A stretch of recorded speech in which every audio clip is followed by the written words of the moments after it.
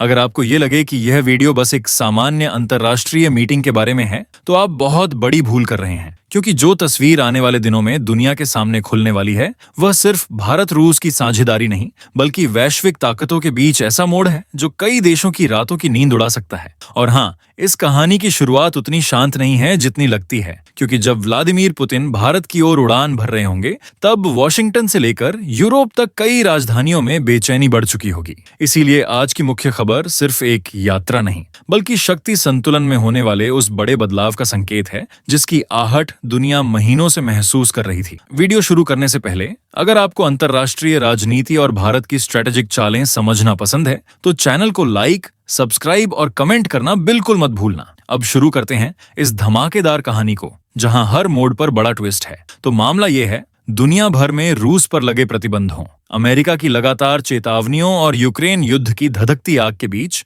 रूस के राष्ट्रपति व्लादिमीर पुतिन का भारत आना किसी सामान्य यात्रा की तरह नहीं देखा जा रहा। दिसंबर के पहले सप्ताह में जैसे ही उनका जहाज भारत में उतरेगा, उसी पल सबसे तेज झटका वॉशिंगटन को लगेगा, क्योंकि अमेरिकी खेमे में यह मानकर चला जा रहा था कि भारत जल्द ही रूस से दूरी बनाएगा। लेकिन पुतिन की ये अप्रत्याशित यात्रा उन सभी धारणाओं को खत्म कर देने वाली है। अमेरिका बार बार भारत पर यह दबाव बना रहा है कि रूस से तेल न खरीदा जाए, कोई नया बड़ा व्यापारिक सौदा न किया जाए, और खासकर रक्षा क्षेत्र में भारत अमेरिकी विकल्पों पर अधिक भरोसा करे। लेकिन जैसे ही खबर सामने आई कि पुतिन अचानक भारत पधार रहे हैं, कई विश्लेषकों ने साफ संकेत समझ लिया, भारत और रूस के बीच कुछ बहुत बड़ा पकड़ा है। और ये बात अमेरिका को सबसे ज्यादा परेशान कर रही है, क्योंकि पिछले कई वर्षों में अमेरिका ने भारत को F-35 जैसे फाइटर जेट बेचने की कोशिश की थी, लेकिन भारत ने उस डील को कभी प्राथमिकता नहीं दी। दूसरी तरफ रूस, जो दशकों से भारत का भरोसेमंद सैन्य साझेदार रहा है, अब भारत को सुखोई 57 जैसी अत्याधुनिक तकनीक देने की संभावना दिखा रहा है, वह भी तकनीक हस्तांतरण,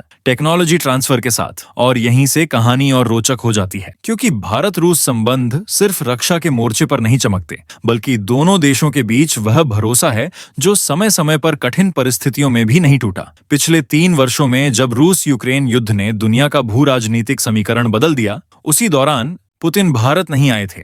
वर्ष 21 के बाद यात्रा रुकी रही, पर अब इतने लंबे अंतराल के बाद पुतिन का भारत आना अपने आप में एक बड़ा संदेश है। यह संदेश सिर्फ कूटनीति का हिस्सा नहीं, बल्कि यह दिखाता है कि दोनों देशों की दोस्ती किस स्तर की रणनीतिक गहराई रखती है। भारत और रूस के बीच वार्षिक शिखर सम्मेलन का इतिहास भी बेहद दिलचस्प है। ये परंपरा सन 2000 से चली आ रही है, जहां एक वर्ष भारत में और अगले वर्ष रूस में बैठक होती है। ये यात्रा उसी श्रृंखला का 23वां अध्याय है। इतने लंबे समय तक बिना किसी रुकावट के इस स्तर की मुलाकातें होना अपने आप में बयां करता है कि दोनों देशों का संबंध केवल औपचारिक नहीं, बल्कि समान हितों पर आधारित गहरी रणनीतिक साझेदारी है। अमेरिका को यही बात चुभती है, क्योंकि अमेरिका हमेशा चाहता रहा है कि भारत रक्षा और ऊर्जा के लिए रूस पर निर्भरता कम करे। लेकिन ऐसा करना भारत के लिए इतना आसान नहीं, क्योंकि रूस केवल उपकरण बेचता नहीं, बल्कि तकनीक भी साझा करता है, जो अमेरिका कभी सहजता से नहीं करता। उदाहरण के लिए, जब भारत ने फ्रांस से मिराज और यूरोपीय देशों से ग्लोब मास्टर जैसी मशीनें खरीदी,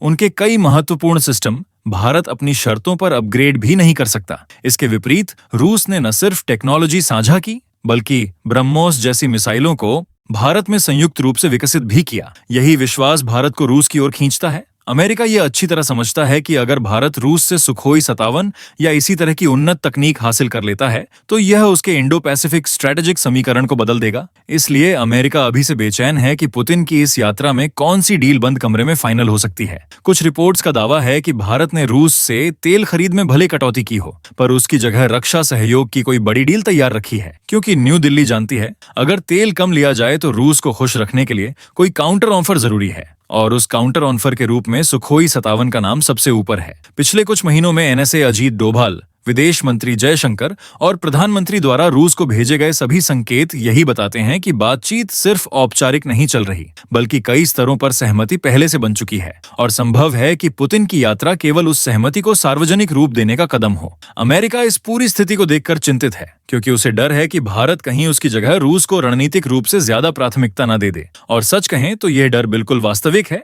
पिछले वर्षों में यह बार बार साबित हुआ है कि संकट के क्षणों में रूस भारत के साथ खड़ा रहा है। चाहे कारगिल का समय हो या हथियारों की कमी, रूस ने तकनीक और उपकरण दोनों में भारत को सहयोग दिया। वहीं अमेरिका ऐसा भरोसेमंद सहयोग शायद ही कभी दे पाया। इसीलिए भारत अपनी विदेश नीति संतुलित रखता है, लेकिन भरोसा रूस पर अधिक रहता है। पुतिन की यात्रा का दूसरा बड़ा कोण यह है कि यह ऐसे समय पर हो रही है जब अंतर्राष्ट्रीय दबाव रूस पर चरम पर है। आईसीसी का आदेश, अमेरिकी प्रतिबंध, यूरोपीय देशों की नाराजगी, इन सब के बीच पुतिन का भारत आना अपने आप में यह संदेश देता है कि रूस दुनिया में अलग थलग नहीं है और भारत अब भी उसका सबसे बड़ा रणनीतिक सहयोगी है। जब दुनिया रूस को अलग थलग करने की रणनीति पर काम कर रही थी, उसी दौरान पुतिन ने अचानक कई देशों की यात्राएं शुरू कर दी, ताकि यह संदेश साफ हो जाए कि पश्चिमी दबाव उनकी विदेश नीति को रोक नहीं सकता। इसी कड़ी में भारत का नाम सबसे ऊपर रखा गया, क्योंकि रूस जानता है कि वैश्विक अर्थव्यवस्था और सैन्य संतुलन की दुनिया में भारत अब सिर्फ एक उभरता हुआ देश नहीं,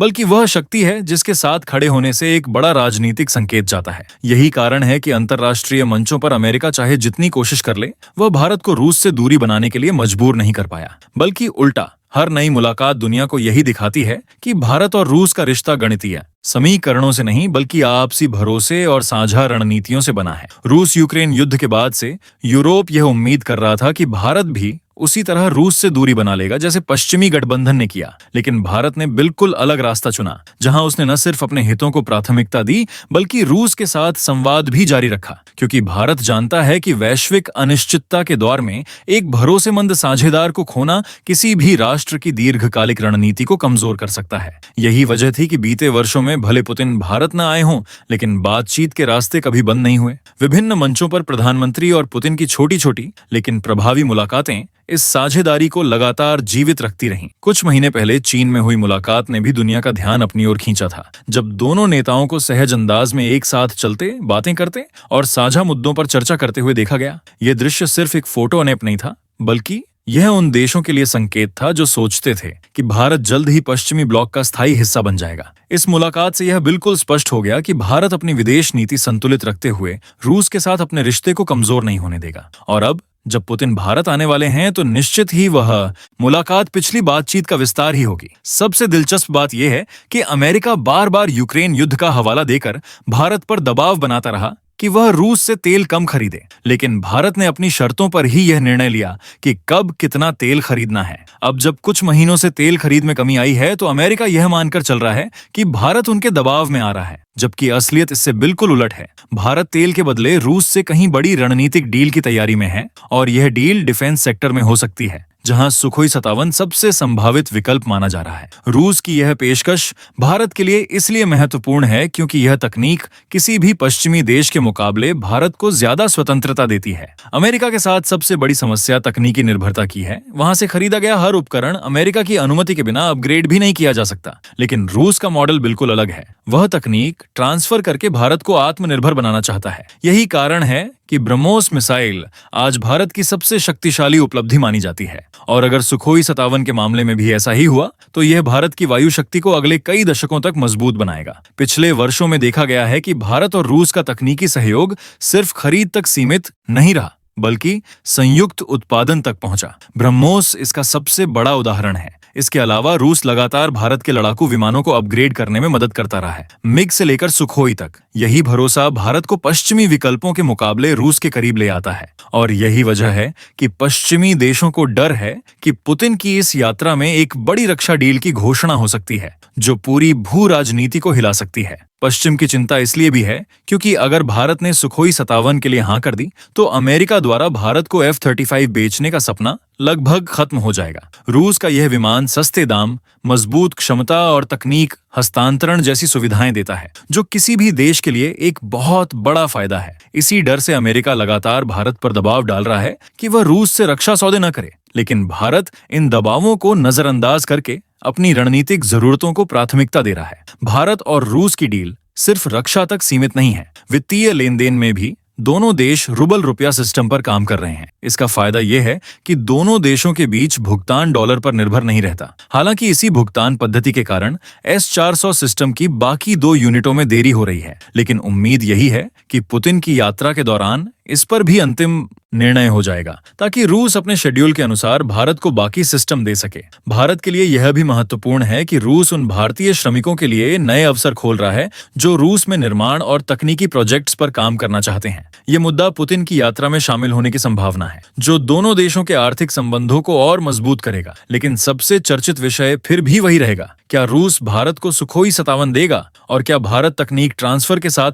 इस डील पर सहमत होगा? अब सवाल यह है कि इस यात्रा का भारत अमेरिका संबंधों पर क्या असर पड़ेगा, क्योंकि ट्रंप सरकार लगातार यह संकेत दे रही है कि भारत यदि रूस के करीब जाता है तो अमेरिका उसे व्यापारिक छूट, आयात निर्यात लाभ और रणनीतिक सहयोग में कटौती कर सकता है। और जैसा कि दुनिया जानती है, ट्रंप अपनी नीतियों में बेहद अप्रत्याशित हैं। उन्होंने पहले भी कई देशों पर भारी शुल्क लगाकर वैश्विक बाजार को हिला दिया था। इसीलिए विशेषज्ञों का मानना है कि अगर भारत रूस के बीच कोई बड़ा रक्षा समझौता होता है तो अमेरिका की प्रतिक्रिया बहुत कड़ी हो सकती है। लेकिन भारत इस दबाव से घबराने वाला देश नहीं है। पिछले वर्षों में भारत ने यह साबित किया है कि वह अंतर्राष्ट्रीय संबंधों को अपनी शर्तों पर निभाता है। जब रूस यूक्रेन युद्ध के दौरान अमेरिका ने तेल खरीद पर नाराजगी जताई, तब भी भारत ने पूरी तरह अपनी राष्ट्रीय जरूरतों को आधार बनाया, न कि किसी की धमकी को। यही साहस भारत को आज विश्व राजनीति में एक स्वतंत्र शक्ति के रूप में स्थापित करता है। और अब पुतिन का भारत आना इन सब का अंतिम परीक्षण है। ये दुनिया को दिखाएगा कि भारत किसी के दबाव में काम नहीं करता और अपने सहयोगियों को उनकी कठिन परिस्थितियों में भी साथ देता है। यह यात्रा सिर्फ एक औपचारिक मुलाकात नहीं, बल्कि वह क्षण है जो आने वाले वर्षों में भारत के रक्षा ढांचे, आर्थिक सहयोग और वैश्विक पहचान को नए स्तर पर ले जा सकता है। दुनिया की नजर अब केवल इस बात पर है कि दोनों नेताओं की बंद कमरे में क्या बातचीत होती है, कौन सी तकनीकें भारत को मिलती हैं और क्या अमेरिका इस नई साझेदारी को स्वीकार कर पाएगा या फिर अपनी पुरानी नीति के अनुसार भारत पर नया दबाव बनाएगा। लेकिन एक बात तय है, भारत और रूस के बीच यह मुलाकात भारत की विदेश नीति की स्वतंत्रता और आत्मविश्वास दोनों को मजबूत करने वाली है। और यही इस कहानी का निष्कर्ष है। भारत न रूस के खिलाफ है, न अमेरिका के। भारत सिर्फ अपने हितों के लिए खड़ा है। और जब कोई देश अपनी शर्तों पर अंतर्राष्ट्रीय रिश्ते निभाना सीख जाता है, तभी वह वैश्विक शक्ति बनता है। अगर आपको यह गहन विश्लेषण पसंद आया हो तो वीडियो को लाइक करना, चैनल को सब्सक्राइब करके बेल आइकन दबाना और कमेंट में बताना बिल्कुल मत भूलिए कि रूस भारत की इस ऐतिहासिक मुलाकात पर आपकी क्या राय है। आपका एक लाइक और कमेंट हमें ऐसे और गहरे इंटरनेशनल न्यूज एनालिसिस लाने की ताकत देता है। धन्यवाद।